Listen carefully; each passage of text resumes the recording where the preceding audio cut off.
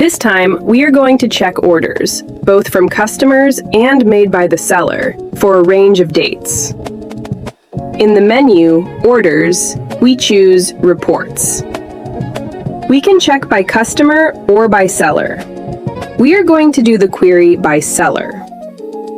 We will choose a filter between the dates.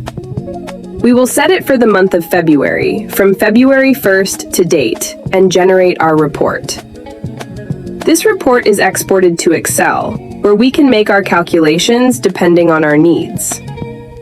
As you can see, the report will be displayed in Excel for all the sales advisors, in the date range we choose, that has been generated in the system. Here, it will even show us the deposits made by each customer, the product, and the value. This is a summary of orders.